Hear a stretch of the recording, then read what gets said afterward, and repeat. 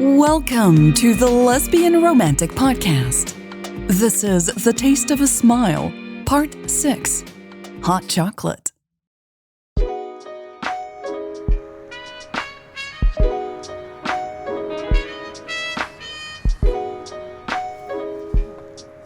Lex peered through the store window. She was surprised to see all the lights were on. It was still 90 minutes before opening time. Mary had told her most employees wouldn't have arrived yet. She stepped back and waved at the center of the glass doors. They didn't open. That wasn't surprising. There had to be another entrance at the back for the staff. Lex just didn't know where it was. She shivered. It was ice cold again, and she hadn't dressed appropriately. Lex considered calling Hannah to ask her where she could find the staff entrance. Now was not the time, though. Hannah had more important things to worry about. Lex's throat tightened every time she thought of Hannah's broken voice. She had heard her cousin this upset only once before, and it had been a long time ago. A flash of movement in the corner of her eye interrupted her thoughts. Had someone just gone upstairs? She raised her hand above her eyes and pressed it against the glass. She couldn't see much from here. Fuck, Lex muttered to herself. Why didn't I ask about the entrance yesterday? She was about to go looking for the back entry of the store when she spotted a man descending the stairs. Lex knocked on the glass. She hardly felt it. Her fingers were red and numb. The store employee looked up. He smiled at her and tapped his wrist, shrugging apologetically. Lex knocked on the glass again, harder this time. He touched his watch again and shook his head. Lex pointed at herself and then back at him. "I work here," she mouthed. He frowned and took a hesitant step toward her. Lex regretted leaving her trainee badge at home. She could have shown it to him. The man looked away and shouted something, but Lex couldn't hear what it was. "I work here," she yelled, pointing at her chest. A woman with a chihuahua hastened by on the sidewalk. Lex was making a fool of herself. She was about to knock on the doors again when Mary suddenly came running down the stairs.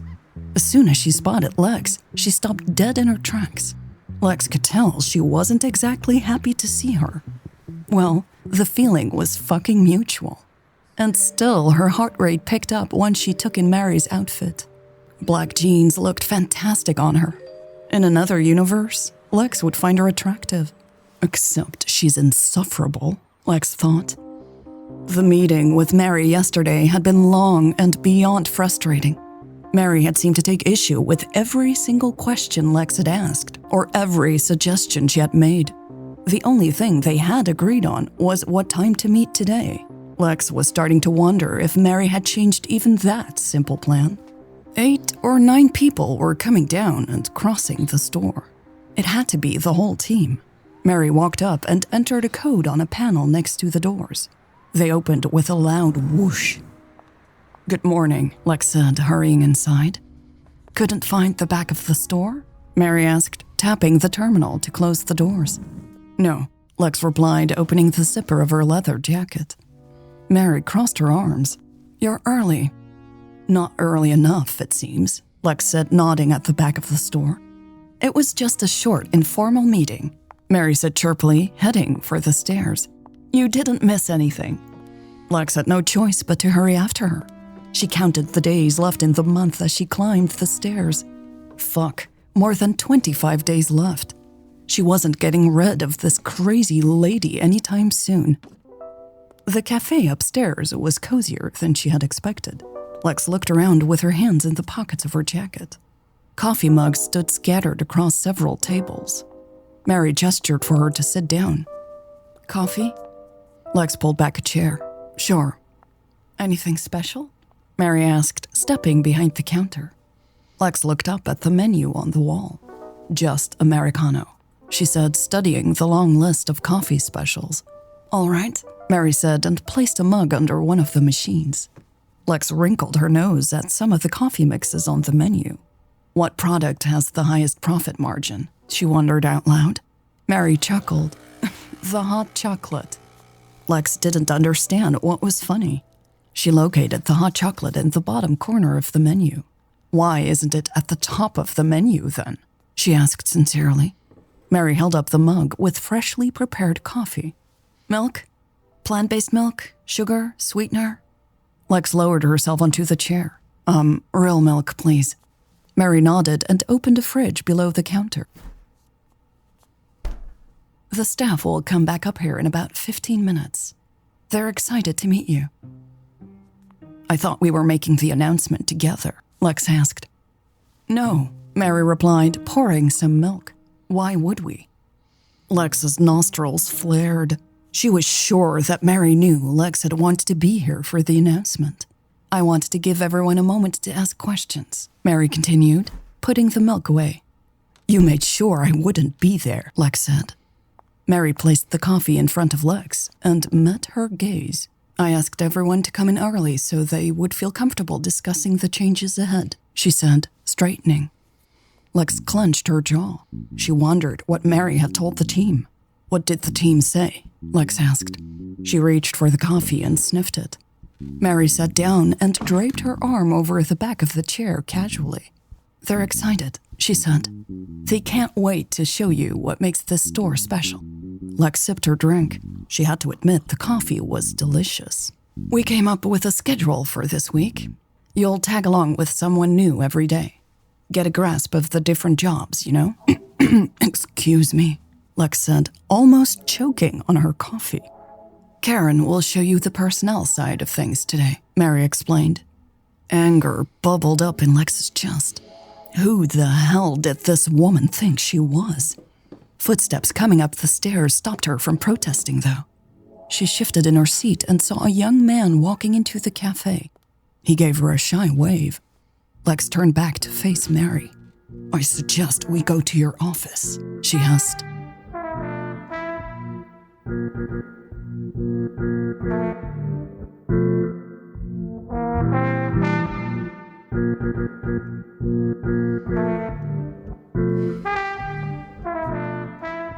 Lex looked around the small office. She had trouble believing this would be her workspace soon. It was a gigantic step down from her corner office on the 61st floor. Mary closed the door and immediately got to the point. What's the problem? Lex tugged at the sleeve of her jacket. I think there's a misunderstanding. I thought it would be better to sort things out in private. Oh, Mary replied, leaning against the door. Lex almost smiled. People tended to shrink when cornered by Lex. Not Mary Alexander. You didn't have to set up a schedule for my training, Lex said. I'll take a look around today and then decide what I need to get acquainted with first. Mary arched an eyebrow and waited. Lex briefly felt the need to explain her methods, but knew silence was more powerful. After a few moments, to Lex's satisfaction, Mary looked away first. She tucked a hand in her pocket and crossed the room. I think you better sit down. Lex pointed at the door. I thought the team was waiting for us. Mary rested a hand on her office chair. You're not ready to meet the team. Excuse me, Lex said and took 2 quick steps toward the desk. What time does the store close tonight? Mary asked as she plopped down. Lex glanced left and right. How is that relevant? What time? Mary repeated. 6 p.m., Lex guessed, lifting her shoulders. It's Tuesday. We close at 7 p.m. on Tuesdays, Mary said. Lex scratched her cheek. So, what's your point? Mary folded her hands on the desk. What's the busiest time at the cafe? How am I supposed to know that? Lex replied, throwing her hands up. What are the names of our baristas? They had discussed the team at length yesterday, and Lex knew she should have remembered their names. Seriously, what does this have to do with anything? She asked. A blush was creeping up her neck. Her fingers were tingling. Mary's hazel eyes were as icy as hazel eyes could get.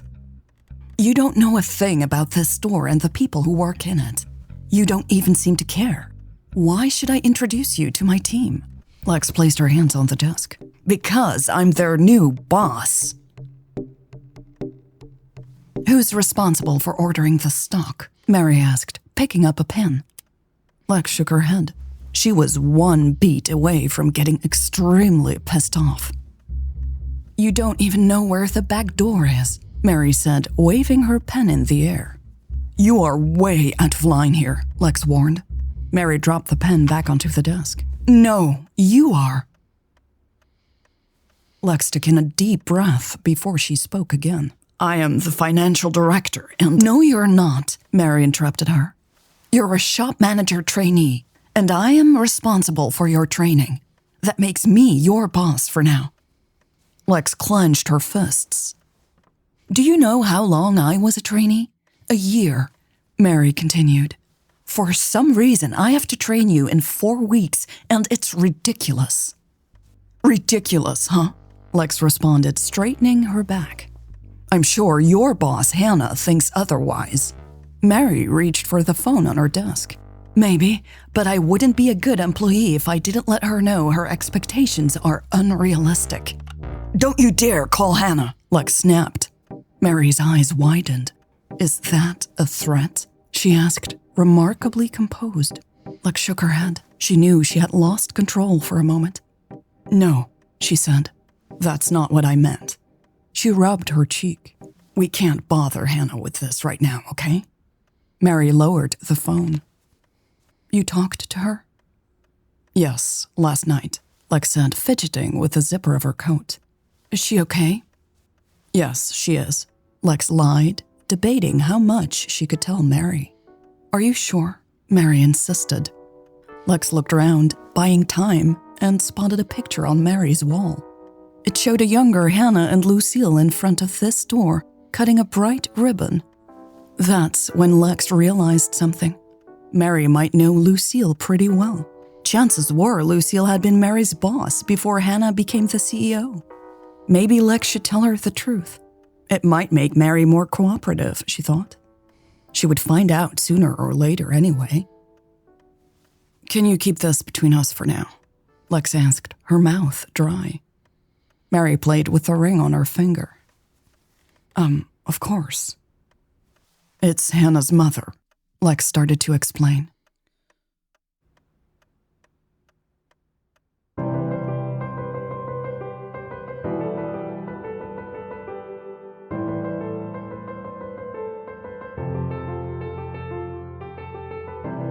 You can get your hands on the next episode a few days early every week. Go to lesbianromantic.com and click Behind the Scenes in the navigation. I always post the upcoming episodes on Saturdays there. Thank you so much to the listeners who supported the creation of this episode. Because of your help, I can even create the next one. You keep me going, and I am so grateful. Thank you. All right, that's it for this week. Thank you so much for listening, and I will see you next week for part 7 of The Taste of a Smile.